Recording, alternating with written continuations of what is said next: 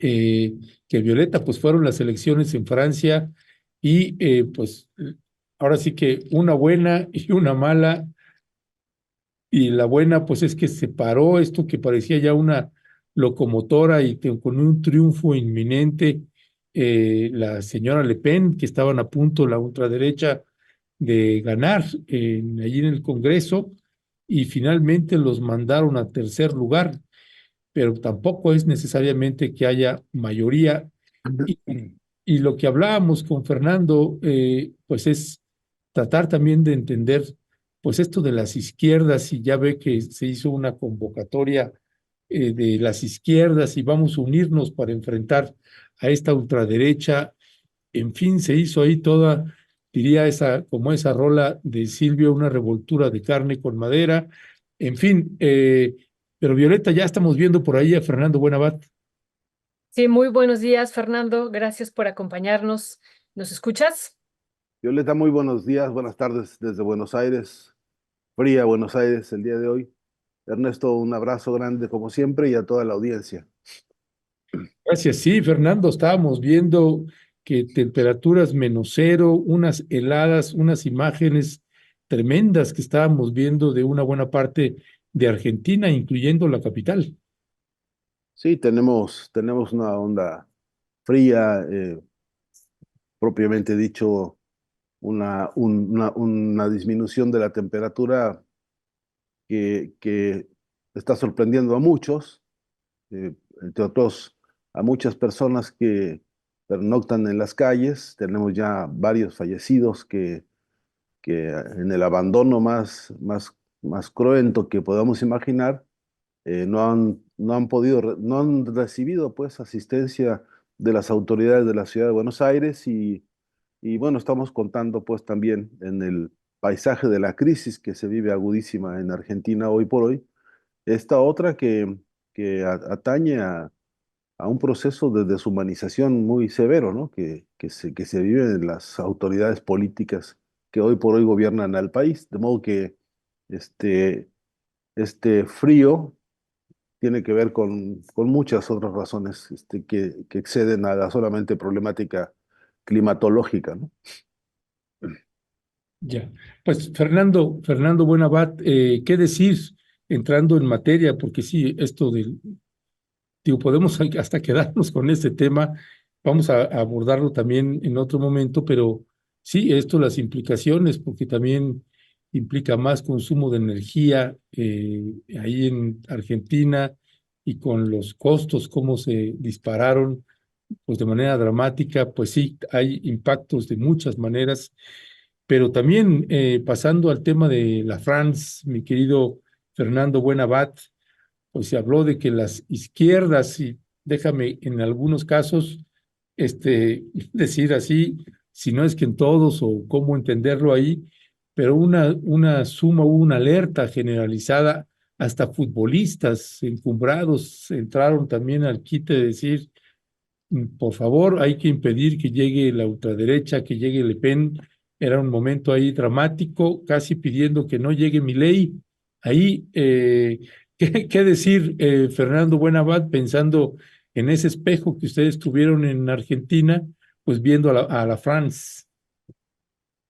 Pues siempre son balances, a mi entender, contradictorios, ¿no? Uno a veces se pisa a sí mismo cuando en alguna medida celebra que haya sido posible en tan poco tiempo, pensando en un proceso de lo que llaman balotage o un proceso de segunda vuelta, haya habido la respuesta tan dinámica que hubo de parte de los llamados grupos de izquierda, eh, para frenar justamente este zarpazo que la derecha ya estaba celebrando, ¿no? Estaban descorchando ya el champán para festejar, pues el advenimiento de una fase de ultraderechización en Francia que, la ponía en todo caso más cerca de Italia, más cerca de las corrientes de corte neonazi fascista, hay que decirlo también porque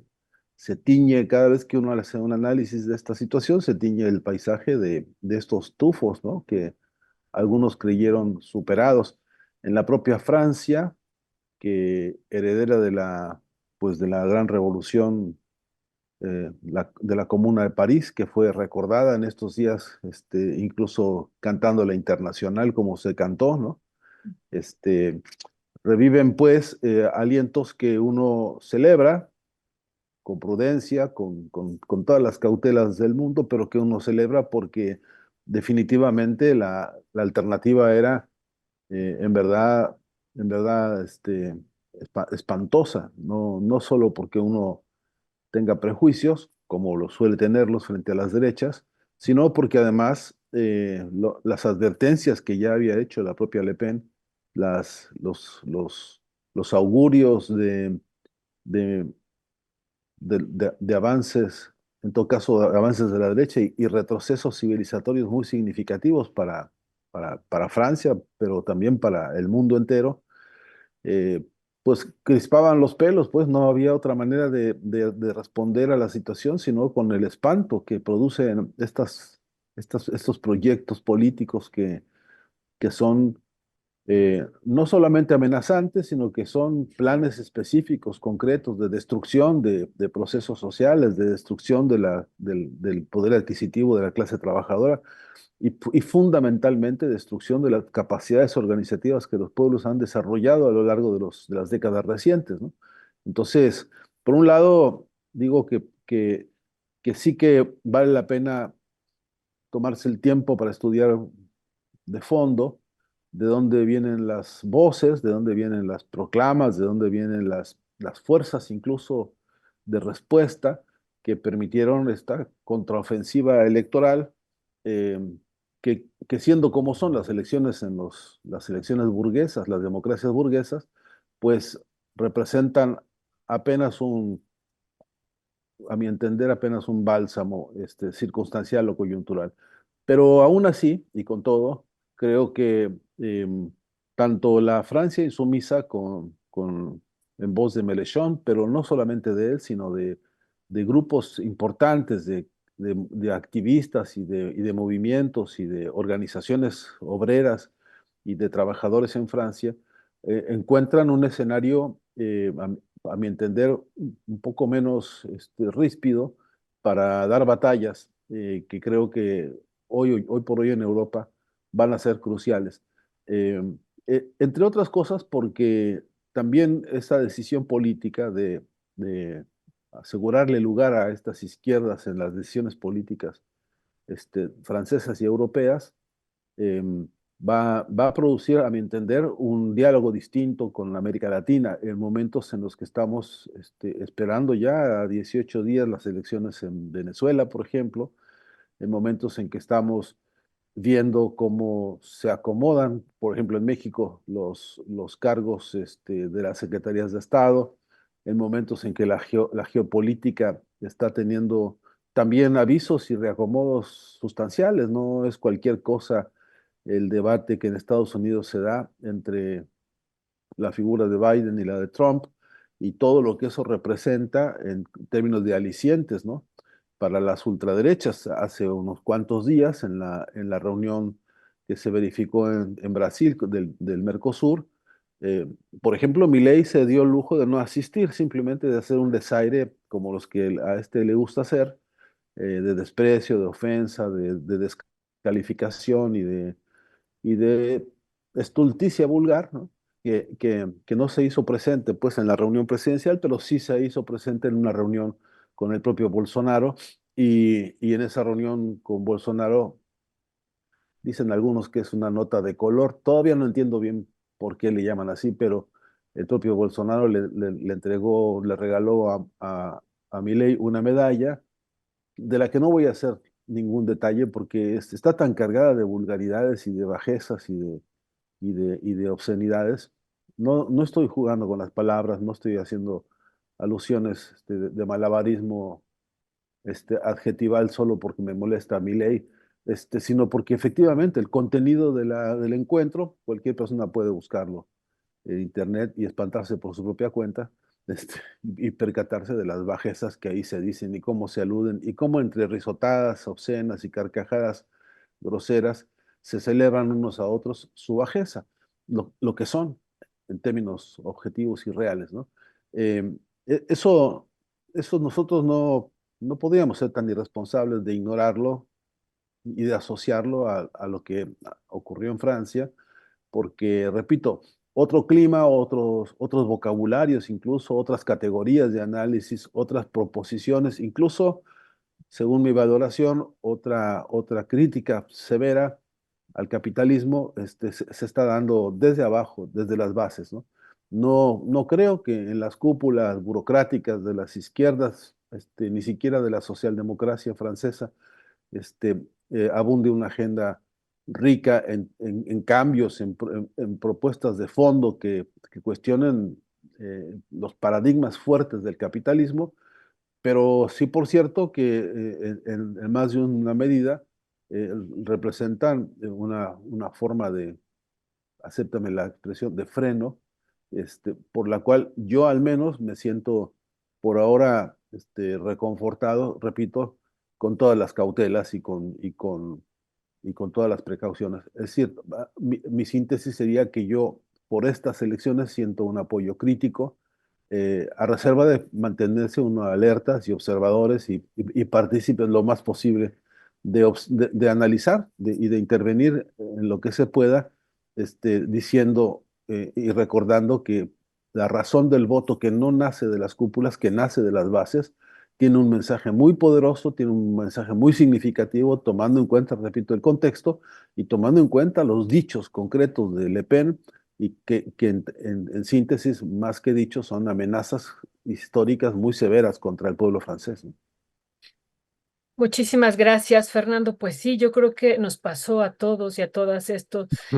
Estamos muy reconfortados por lo que pasó, pero como tú dices, hay que tomar las cosas con cautelas. Y sobre eso yo quería preguntarte cuál es el futuro del Congreso, cuál es el futuro de Francia.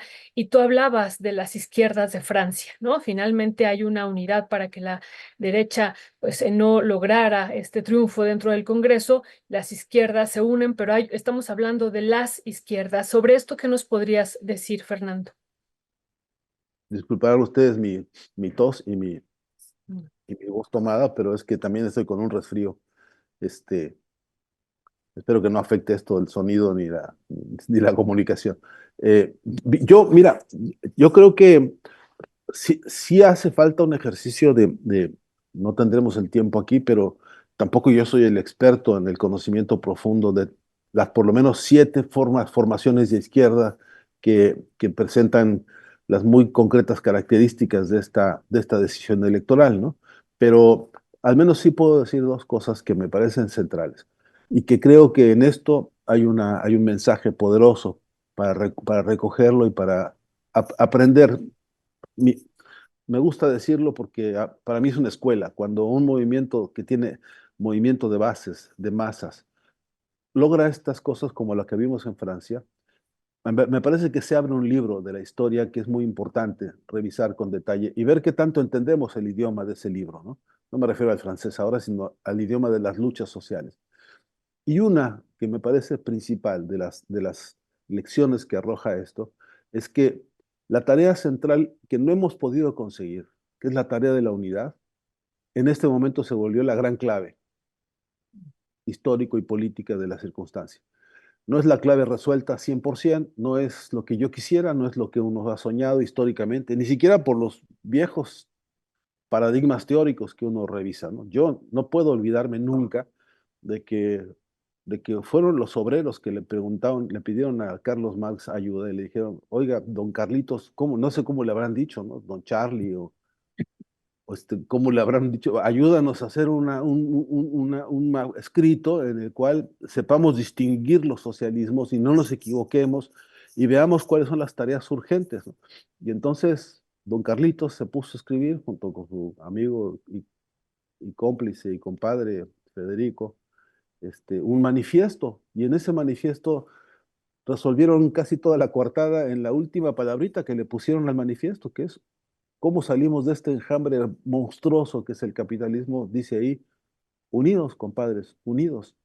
Y esta tarea central de la unidad, a mi entender, es un reclamo potente, poderoso, un reclamo de ánimo, un reclamo de conciencia, un reclamo de convicción, un reclamo también de crítica y de autocrítica, porque capaz que no hemos entendido qué cosa es eso de la unidad, porque algunos todavía confunden unidad con uniformidad, y creo que eso es un error político histórico de las décadas, incluso que se ha ido agudizando en décadas recientes, y que hoy nos pone repito, un escenario de, de, de interlocución y de aprendizaje.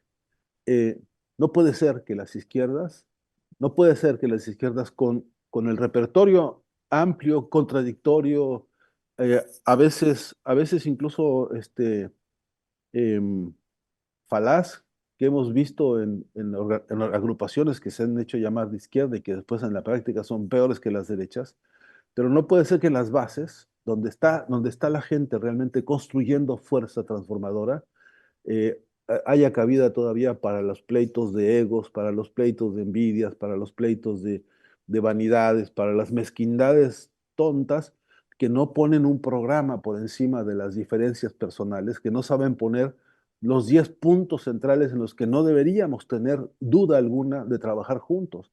Hay agendas que hoy por hoy para nosotros son de corte vital.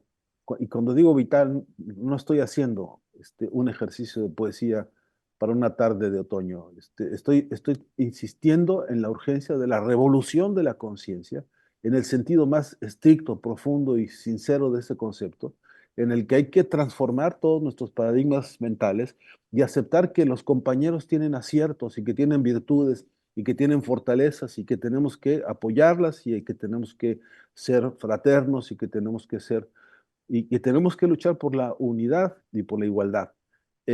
Y que en esos términos, cuando hay una respuesta cuya velocidad de conciencia dijo, bajemos todas las candidaturas que no tengan respuesta real sobre las bases, bajemos todas nuestras diferencias y nuestros nombres y apellidos, etcétera, y nuestros prontuarios, iba a decir, políticos, y propongamos 5 líneas, 6 líneas de trabajo para poder encarar así de frente, crudo y duro, en un proceso de elección de masas, como ha pasado en Francia, y a mi entender eso tenemos que estudiarlo con mucho más detalle, hacer una agenda profunda, verdadera, sobre qué nos está faltando a nosotros en América Latina para que no ocurra lo que está ocurriendo en Argentina, porque de todo corazón, este escenario es el que menos le podríamos desear a ningún país hermano. Nunca, jamás. Esto no se lo podríamos, esto que pasa hoy en Argentina, esto que estamos viendo con la desfachatez de la, de la, de la brutalidad de un modelo llamado anarcocapitalista, no se lo podemos desear a ninguna persona bajo ninguna circunstancia. Y este es lo que está soñando la derecha en todos lados. De los más o menos 35 leyes que están sembrados en todo el continente. Este es el huevo de la serpiente que da vueltas. Y nosotros, en la medida en que vemos izquierdas que se pelean porque uno se ganó más votos que el otro, porque el otro tiene, no sé, más presupuesto que aquel, porque pitos o por flautas, si vemos que hay diferencias que abren espacios, que producen grietas, que producen distanciamientos, pues esos vacíos que se dejan, viene la derecha a llenarlos con su veneno y después nos arrepentimos amargamente. Esto es lo que pasa hoy en Argentina, esto es lo que ha pasado en Perú, esto puede pasar en Bolivia si nos descuidamos, porque ahí hay una discusión muy, muy fuerte, de una grieta muy profunda entre las fuerzas de la izquierda bolivianas. Esto puede pasarnos en México, esto puede pasarnos en cualquier lugar del mundo en el que por estar nosotros invirtiendo tiempo en discusiones que ni siquiera construyen razonamientos serios, es decir, porque ni siquiera se construye crítica. La construcción de la crítica requiere bastante más que la quejumbre. La construcción de la crítica requiere bastante más que el enunciado que descalifica o que el enunciado que ridiculiza o que el enunciado que, que, que devalúa pues la figura o la acción de otros. La crítica, a mi entender, debería ser una ciencia consolidada con método, con rigor, con prueba, con solvencia, con argumentación y con proyecto de salida, proyecto de construcción La crítica que se agota en la división es una maquinaria del vocabulario de las derechas, es una metodología inventada por las derechas y que a ellos les ha servido de mucho. Su gran paradigma histórico es divide y vencerás. ¿No? ¿Cuántas veces habremos oído nosotros estas consignas de toxicidad ideológica tan avasallante? Y sin embargo nos acostumbramos a convivir con eso como una verdad más que norma y que nos obliga a confundir la grilla con la política, ¿no? Ya. Y yo creo que en eso tenemos que reparar, en eso tenemos que hacer un alto obligado y repensarnos, porque el futuro inmediato nos está exigiendo cada vez más unidad y nos está exigiendo cada vez más igualdad y solidaridad, ¿no? Gracias, Fernando Buenabat. Me perdí un poco, Violeta, ¿vas tú o yo? No, no te toca a ti, Ernesto. Gracias. Bueno, es que ya tenemos que entrar a la siguiente entrevista. Es que hay un mundo de temas ahí de lo que estás tocando y que pues tal vez podamos tener algún programa especial. Te vamos a avisar ahí, Fernando, aunque tampoco queremos avisar ahí de que andas con un poco ahí lastimado de la garganta o con gripa, porque este tema de la unidad me parece un tema central porque acá acabamos de pasar unas elecciones y había pues casi hasta una borrachera de felicidad del resultado, y si eso tendríamos que entenderlo como unidad, si aquí hubo unidad o no necesariamente, cómo entender esto de las unidades, y además de que, bueno, en las izquierdas es donde cuesta muchísimo trabajo construir las unidades, precisamente por este timing autocrítico y de críticos que podemos tener entre unas y entre otras. En fin, es todo un tema, Fernando. Te pediría así brevemente una reflexión final para cerrar, para poder entrar a nuestra siguiente entrevista. Bueno, una síntesis en dos líneas, Ernesto. Yo creo que también es un problema metodológico, ¿no? De primerísimo orden. Yo puedo estar en absoluto desacuerdo contigo en tantas cosas, pues es que nadie vive en un paraíso, ¿no? Yo no conozco familia, matrimonio, relación con abuelitos o con tíos en las que no haya diferencias de opinión y no haya disensos, ¿no? La Claro. pregunta es cómo se tramitan esos disensos. Y yo puedo decirte, mira, de todo corazón, estas afirmaciones que tú o cualquier otro compañero hace, yo las apoyo significativamente en esta circunstancia, en este tiempo, mientras que vemos resultados. Y cuando veamos los primeros resultados y seamos capaces de mantener interlocución para observarlos con fraternidad, con sinceridad, con amistad profunda que nos debe identificar si nos definimos de izquierda, porque la tendencia es que seamos amigables y amorosos, si no, no le entiendo a la izquierda nada, ¿no? Entonces, pero creo que es un asunto también o principalmente metodológico. ¿Cómo hacemos para hablarnos con toda transparencia, con toda sinceridad y que la sinceridad no se confunda con ofensa, ni con descalificación, ni con enemistad, ¿no? Y esto es una cuestión de claridad y de abrir el corazón y de abrir la inteligencia y de abrir las cabezas y de paso recordarnos que también es cierto que incluso en los métodos, por ejemplo, de Marx, ¿no? La primera condición de ese método es someterse a consideración crítica y autocrítica permanentemente, que no se puede dialogar con verdades absolutas ni con dogmas que por encima de cualquier otra reflexión yo quiero imponerte o yo quiero que tú aprendas a repetir como perico. Si estas consideraciones entran en un discernimiento constructivo, fraterno, estoy seguro que hay salidas, pero no fáciles, no simples. Hay necesidad de construir muchos acuerdos, es decir, incluso construir adiestramiento metodológico para que sepamos reunirnos en los momentos incluso de disensos a construir consensos, así sean circunstanciales, coyunturales, pero para salir del agujero y no caer en las garras del enemigo que está sentado esperando pacientemente a ver a qué horas nos equivocamos y nos dividimos nosotros. Así es, Fernando. Pues esto que decía hace unos días Luis Arce a propósito de lo que se vivió en Bolivia, el enemigo nunca duerme y creo que eso también es importante tenerlo presente. Pues muchos temas que van a quedar ahí pendientes para otro encuentro, esto de las formaciones de izquierda, las 7 formaciones de izquierda que yo dije ahorita no lo va a enunciar, pero sabemos que ya tenemos que entrar a la siguiente entrevista, entonces ojalá y podamos después entrar a cada una de estas formaciones de izquierda.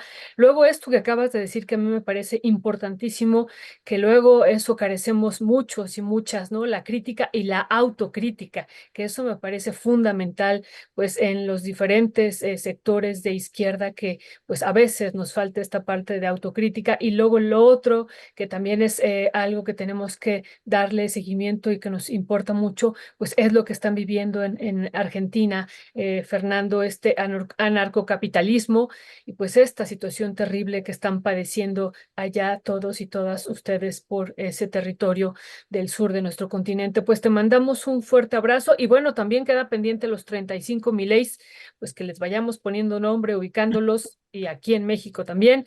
Y así es que quedan muchos, muchos temas pendientes, pero te mandamos un fuerte abrazo. No dejes de tomar jengibre y limón, Fernando, que eso es bien, bien efectivo y Sí, bien, sí. bien eficaz para cualquier cosa. Un abrazo y que te componga. Déjame, Violeta, una sola línea más. Recomendar, quizá como prólogo para una siguiente conversación, un texto maravilloso de don Adolfo Sánchez Vázquez que analiza no la izquierda, sino las izquierdas y que es realmente una pieza valiosísima para trabajar, quizá como prólogo para un siguiente encuentro, ¿no? Ya Muchas estás. Ahora sí que ya rugiste, León. Nos estamos viendo, mi querido Fernando Buenabat. Buena Muchísimas tarde. gracias. Gracias. Que te mejores. abrazo fuerte, fuerte. Hasta siempre, bye.